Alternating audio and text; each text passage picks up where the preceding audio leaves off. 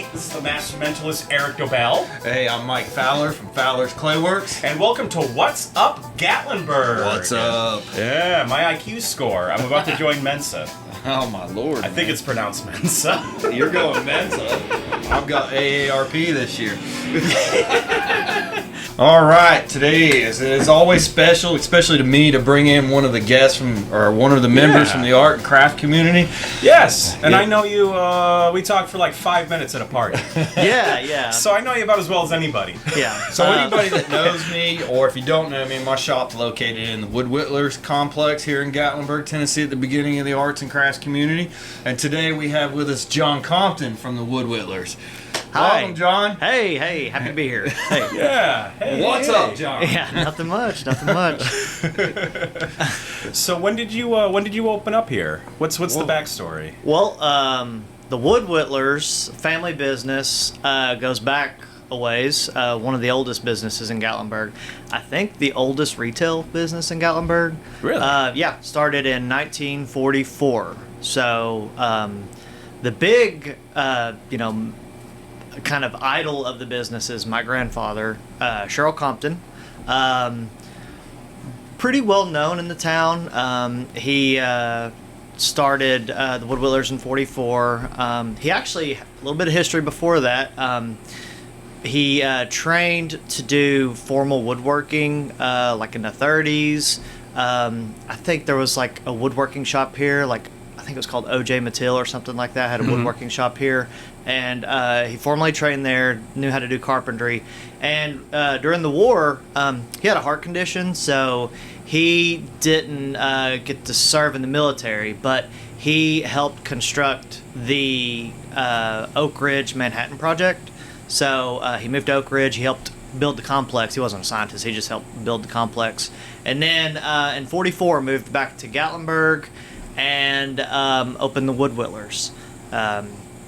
He was originally from Gatlinburg. Matter of fact, his family, actually both sides of my family, lived in the national park before it was declared the national park. Oh, wow. The Compton side lived in the Sugarlands in the national park, and then moved to Gatlinburg after it became a national park.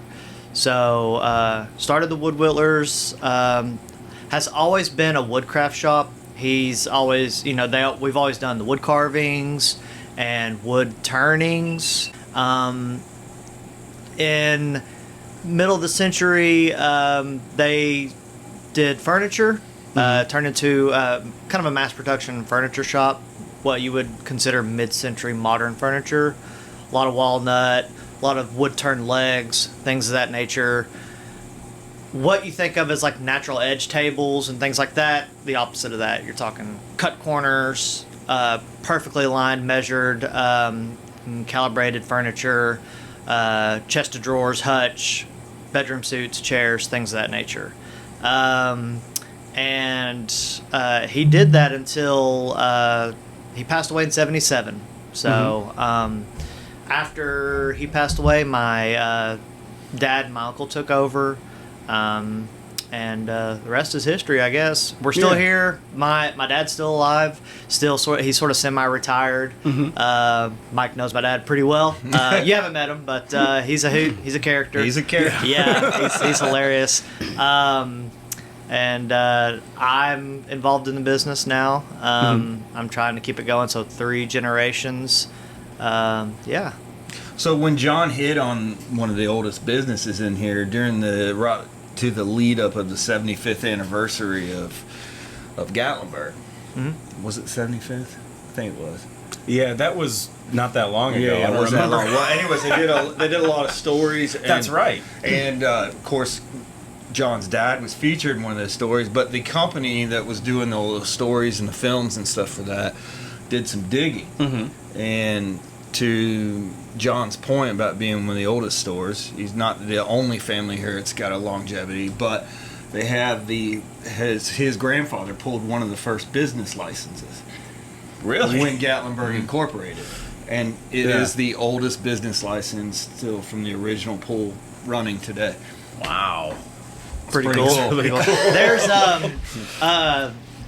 little boring, but originally the location of the Wood Whittlers was closer towards downtown Gatlinburg, where Roaring Fork meets the highway. In the 40s, that's when he opened it there. In the 60s, he built this complex. Same business, just this location here.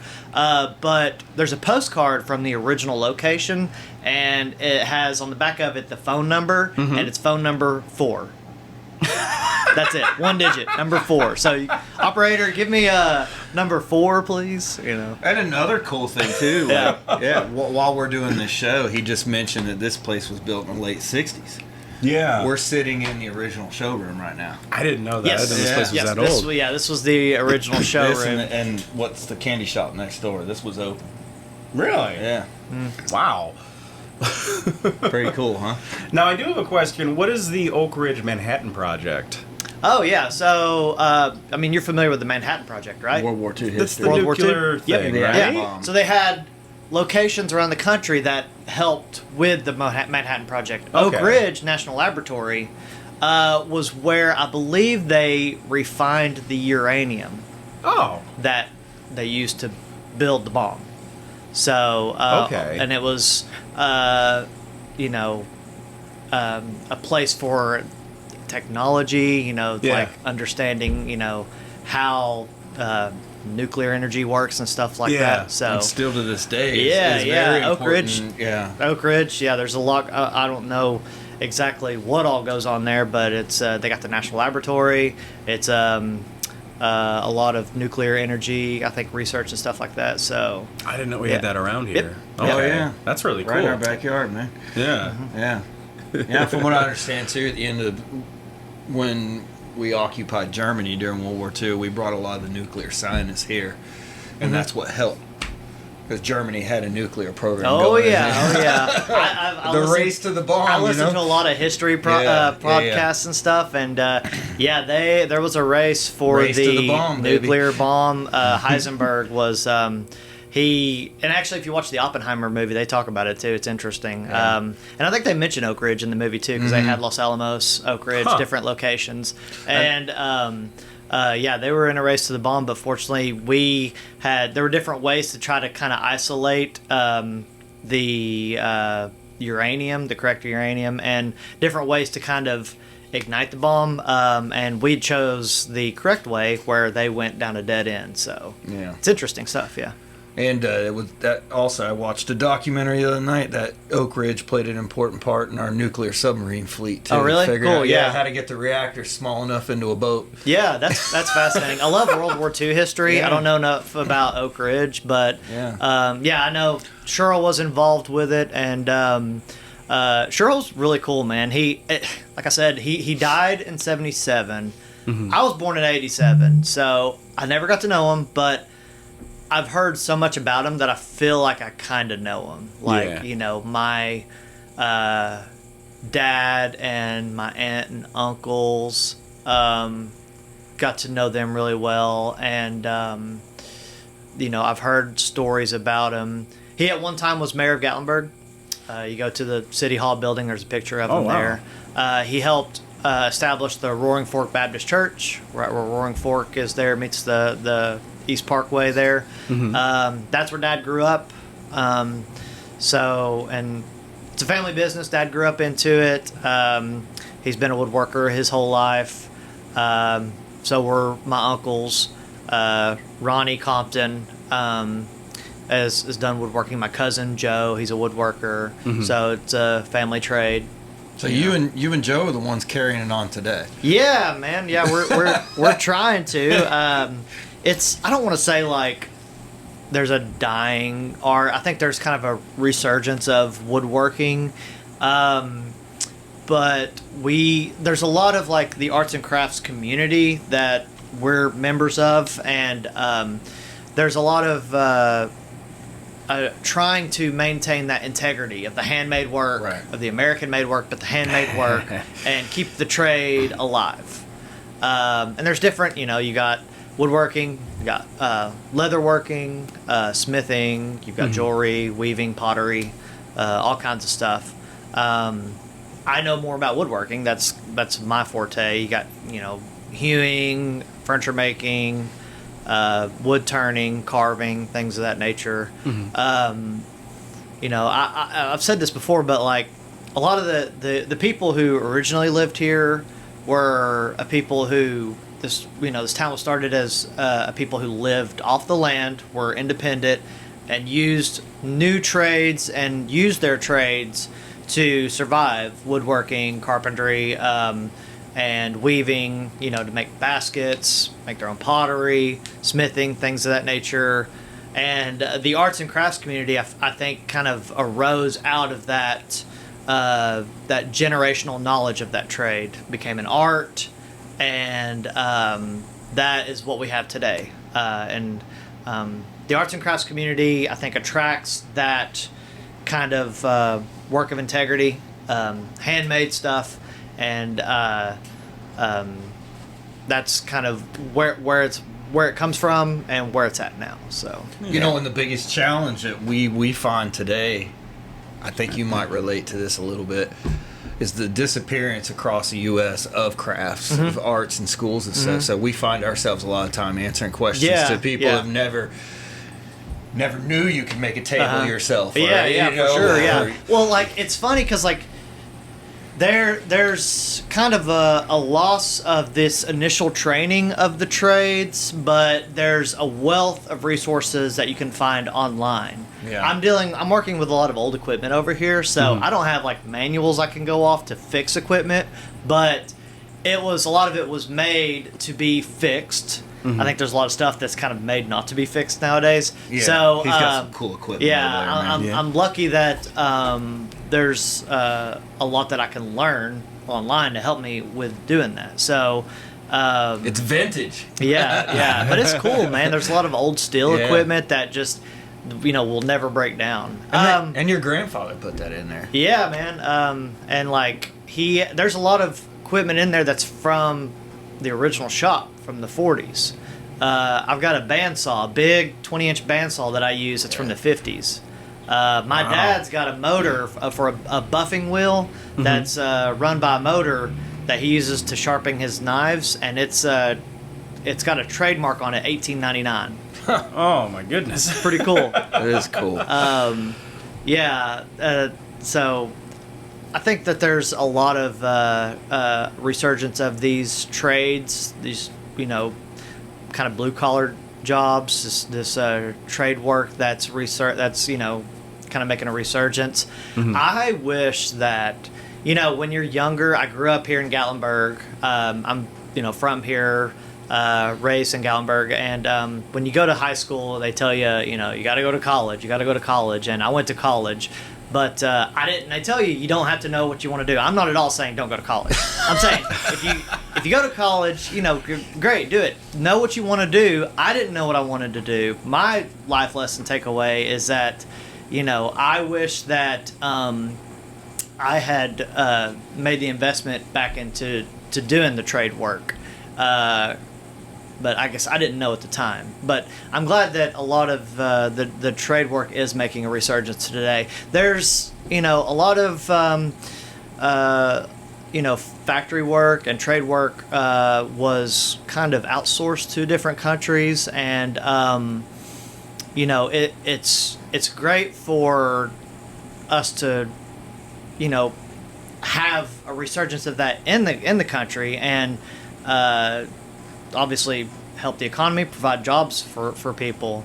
American steel, they say the war was won on British intelligence, Russian blood, and American steel. So to me, coming to the art and craft community, the first time we did it in 2003, I was blown away. I'm like, here's this group of people doing what they like to do and marketing to the public and living the life every day.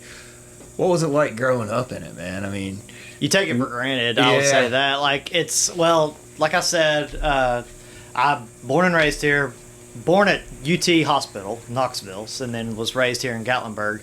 And you definitely take it for granted. I never considered my parents' business was what I would consider an art shop. I always kind of thought of it as like a wood furniture shop, but it's art. There's crafts, there's carvings, it's art, which is a cool concept. Some people come into our wood shop and they're like, man, this place is like a museum. and that's cool to hear. Being from this beautiful town, Gatlinburg, we attract over 11 million visitors a year to the national park.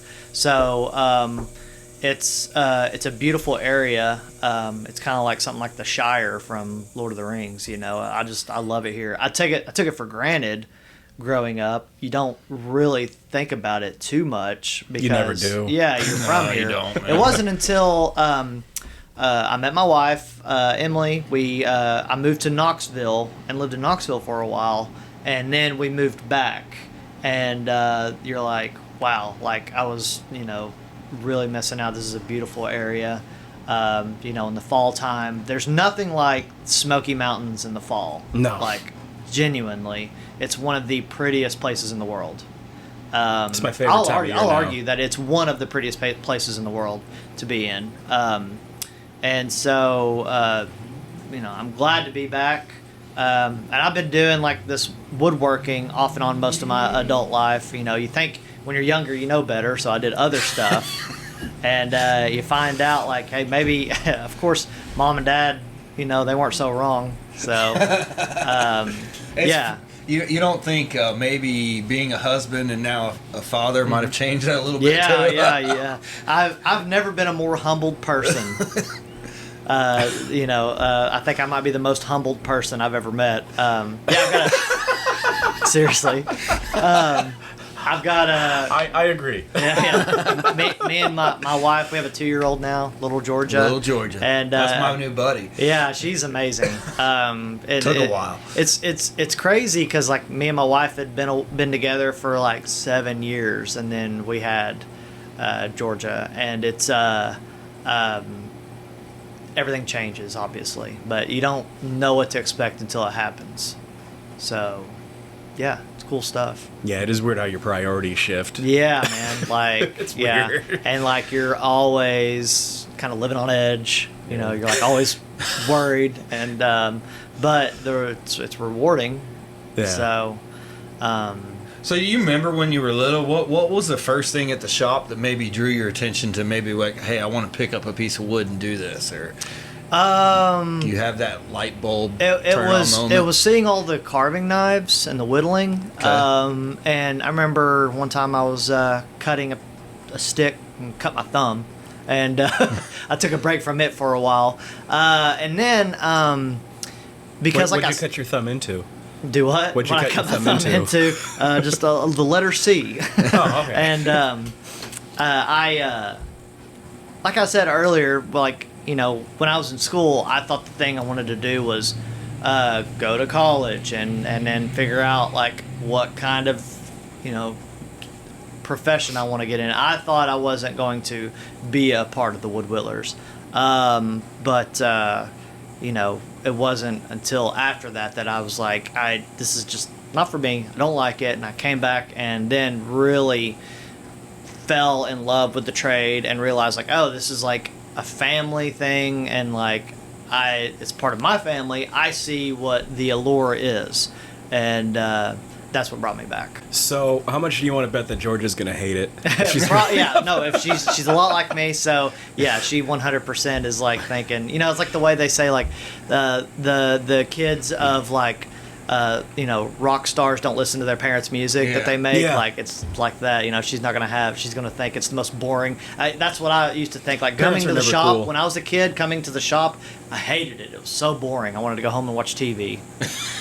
So you grow up eventually.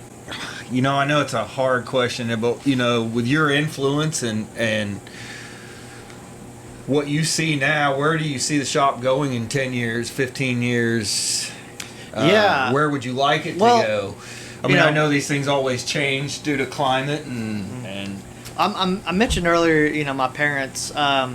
It's still it's their business, and I work with them, and they are, like I said, sort of semi-retired, and I'm trying to like be like, hand me the reins, let me take over. And so Dad is very.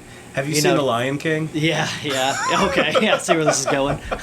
well, your dad's legacy is going to be very important to the business. For sure, yeah. Just like Cheryl's is. Yeah. And your Uncle Ronnie. Yeah, yeah. I am hoping that me and Emily will be able to, because Emily helps me, run the shop some, but she's also a stay-at-home mom. So until Georgia's able to, like, we can get her to school, like regular school, then I'll be able to have Emily help me more of the time. But I'm hoping that, like, in a 10-year time, I want to get the shop back to making some of the original furniture that we were making back then. I've been trying to spend more time in the workshop when I can. I also have, like, my things that I make. Mm-hmm. We make fireplace mantles and he's been doing some tables mantles, and lamps, and I do some wood turning. I'm not as good at it as, like, some of these guys, but I've done some of it. I've done some wood turning. I need a lot more experience with it. My dad is one of the best wood turners I've ever met. Like, he doesn't do it as much anymore, but Dad would do, like, production wood turning. So he could make, table legs, and lamps and bowls and all things. There was nothing he couldn't turn. And so I'm hoping to, like, do more of that whenever I get the opportunity. But the things that I do make keep me pretty occupied. That's the thing about woodworking is there's a lot of time that goes into making wood crafts, especially if you want to put good craftsmanship into it. Mm-hmm. That's a big thing our store, and I think that's why we're still around, is that we don't, like, cut corners on our craftsmanship. We put the time into it. We do the proper amount of, like, sanding on our tables, our tops of our mantles, my wooden vases I make. I make these, like, wooden vase sculptures that are I cut out on a bandsaw, and we carve them. I have an instrument over there we call a spindle carver that my grandfather built, and we still use it to this day. It's just like a Dremel stationary that's attached to a table and with a motor attached to it. So it doesn't move, but you hold the wood and carve it into the shaft. It's a cool piece of equipment. It's a high RPM, so it also carves and burns the wood. So you get these cool. Whoa. You're able to do these. You should get some beer. You're able to do these really cool designs into the wood, Yeah, it's cool, and so man. I make these crafts. We'll do lamps with it, and I make the bandsaw vases I was talking about, and but the most of the time that I spend on working on those is the sanding, because you start with a rough grit, smoother grit, to get it smooth, and we use a spray lacquer finish on most of our work that we make, and that when I'm done with something I make, feels like a piece of marble, but it's wood. It's very smooth. You got to use, like, certain kind of woods too. Like I use hard woods like walnut, cherry, maple, and you can't just use any hardwood. It's got to have, like, a smooth grain. Like oak wouldn't work as well for the carving. So it's a trial and error thing through many generations of making these. The craftsmanship that we get that goes into the things that we make in our store is it's important. So if you buy something from our store, you're getting something that's had a lot of time that goes into it. Yeah. So yeah, I want to see this machine that burns and whittles the wood. at the yeah, same I'll time. show it to you. Yeah, it's cool, after man. we're done. Yeah. They make it look so effortless when they're doing it. Really? Well, a few years ago, Dad had that show Barnwood Builders came to the Wood Whittlers, and Dad took them into the workshop, and they were pretty impressed with it. It's cool. That workshop is a cool place. In our sales room, if you come in, we have glass doors that show into the workshop, so you can see our workshop from the sales room, and it's a big workshop, and it's a cool place. It's kind of like, I don't want to say it's like a museum, but it's something cool that you wouldn't expect to find here in this kind of outward part of downtown Gatlinburg. Have you made friends with any of the tourists or visitors or shop customers that come in? Yeah, man. Like, that's the thing about our store for being around so long, is that we've got a lot of people that have been coming back to us for many years, decades. some people come in, they say, I was here back in the early 70s or the late 60s. And I was like, well, you probably met Cheryl. That's... I always want to be like, do you remember meeting Cheryl? Like, can you tell me anything about him? Yeah. You should just pretend you're him. Yeah, right. I'm the reincarnation. See, freak him out. Yeah. I used to work elsewhere in like Pigeon Forge and more like family attractions, and you get different kind of customers there than you get here. Yeah. So there you get families that are looking to like entertain their kids, and so I get that. I have a kid now, so like they're on vacation, but it can be stressful. So they're wanting they're wanting to be entertained, their kids entertained. Here we're getting empty nesters, maybe like a young couple that has no kids yet. People looking for the fine arts and the crafts. A little bit of a different kind of clientele that we get out here. So, I've made some friendships through the years of different people that came to visit us. I don't always remember their names, but I'm a lot better with faces. Yeah. But it's folks like that keep us going, because it's the magic of Gatlinburg, man. Even if they come in and buy like a small even if they don't buy anything, if they bought something from us in the past, but when they come in, if they buy like a $3 magnet, it's folks like that pay the lot bills, like keep us going. Yeah, for sure. And I think with every guest that we're going to have in here, I think that's going to be a reoccurring theme we're going to hear a lot, man. It's that repeat customers. That becomes, they almost become family, friends, There's a lot of people, we check on them, they check on us in bad times, anytime there's a natural disaster in the area, how many people ring out to see if we're okay. Yeah, you know? Oh, man, 2016 was wild when we had that wildfire. Right. Yeah, Mom and Dad lost their house. But you guys were definitely directly impacted. We were lucky that the fire didn't make it all the way out to here. Half mile, man. Yeah, they had down fire over here down the road where Dave's Hardware is. Yeah. Right in front of it was the Napa. Yeah. That burned down. Yeah. And that's not far from here. And they had fire on the property at Mountain Loft right behind Food City, man. Yeah. It's crazy.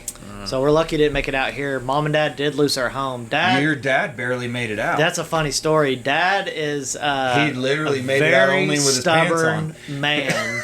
And he at this time I was living in Knoxville. So 2016, I was living in Knoxville, but we knew leading up to that fire that night, there had been wildfires in the park for a while, and even in Knoxville, you could see the smoke, on UT's campus.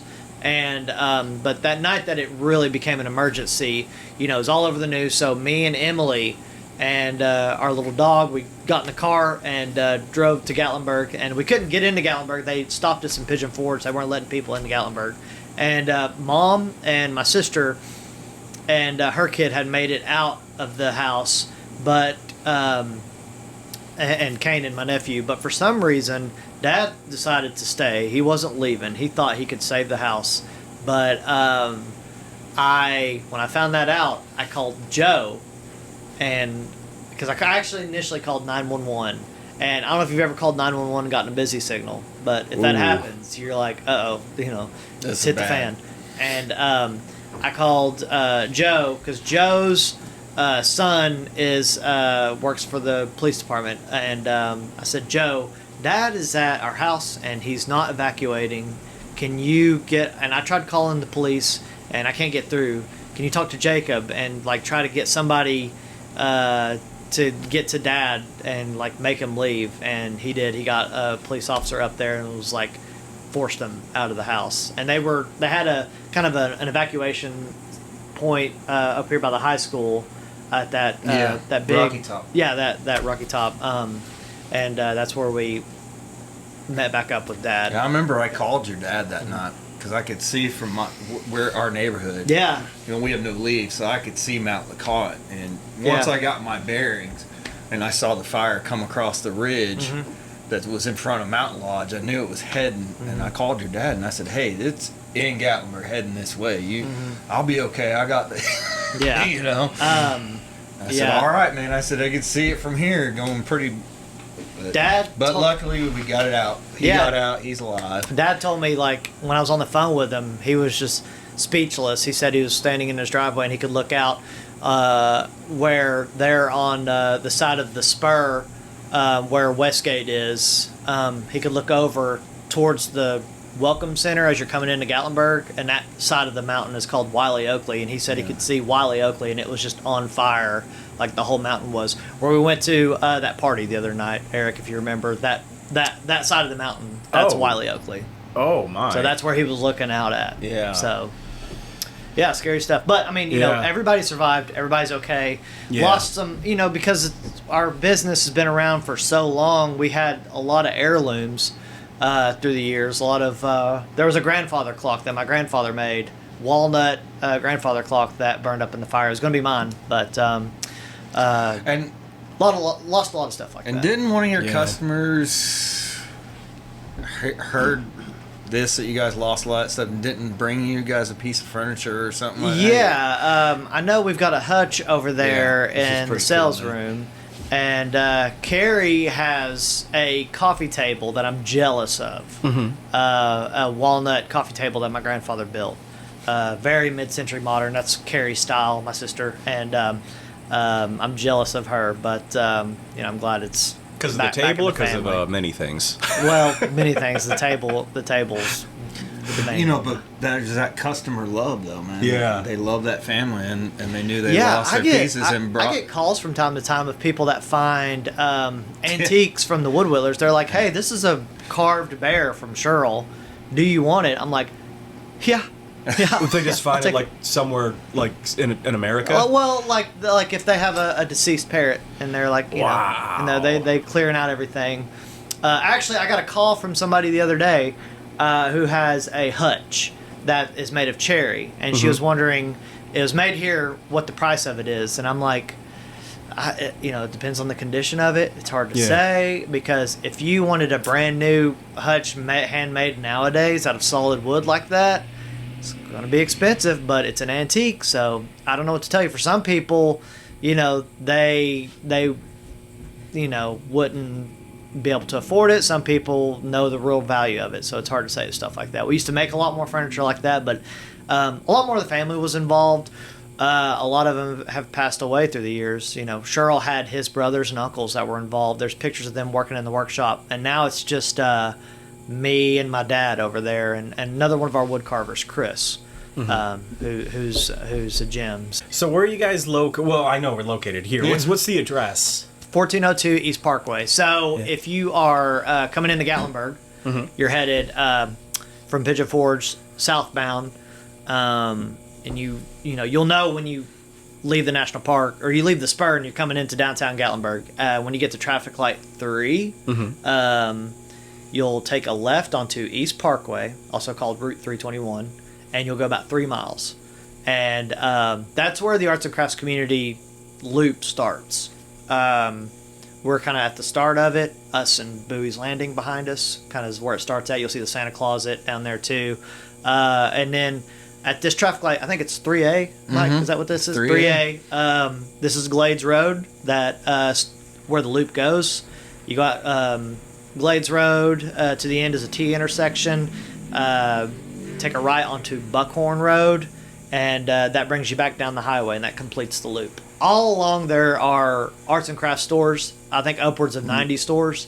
Restaurants, you know, lodging, all kinds of stuff. So but we're here in the Wood Whittlers complex. Can't really miss us. We got plenty of parking. It's free. Yeah, we got good parking here. That's a good thing. That's important, baby. That's probably the best thing that we have out here. That's we can compete with downtown, I guess. Not that it's a competition, but we have parking here. It's hard to find anywhere to park downtown, but we got the parking here. So I wish we had. Maybe one day we'll have like, you know, pedestrian walkway through more of the arts and crafts community, but the rest of it you do have to drive through it. But there's parking out there too. So. Parking everywhere, and lots of ice cream. Yeah, there's plenty of. Lots You of know ice that. cream. Yeah, I know that. Lots of restaurants.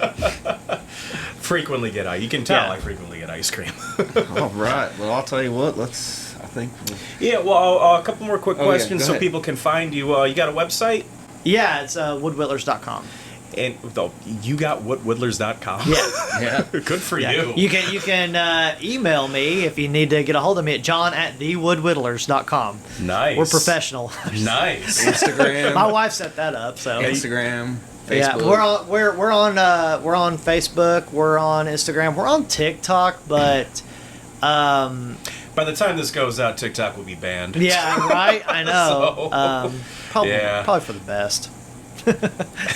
Yeah, but yeah, we're on all the social medias and things. And if you want to get a hold of us, you can reach out to us on Facebook or email us or call us. Yeah. 865-436-7187. You want to do that again, but slower? 865-436-7187. Yeah. It's not a secret.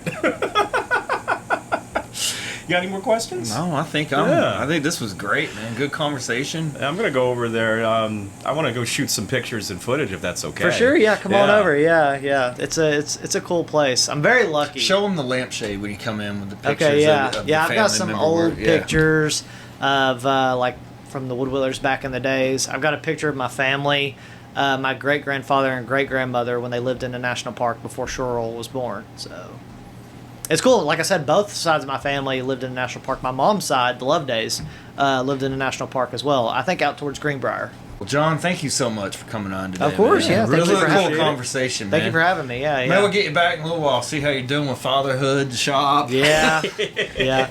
Let us know when Georgia starts talking. We'll get her on here. She's talking Oh, pretty she's good, a talker man. already. Oh, she's Lord a have talker mercy. already? She's We'll like get her her on mama. here then. She's like her mama. You better edit that one.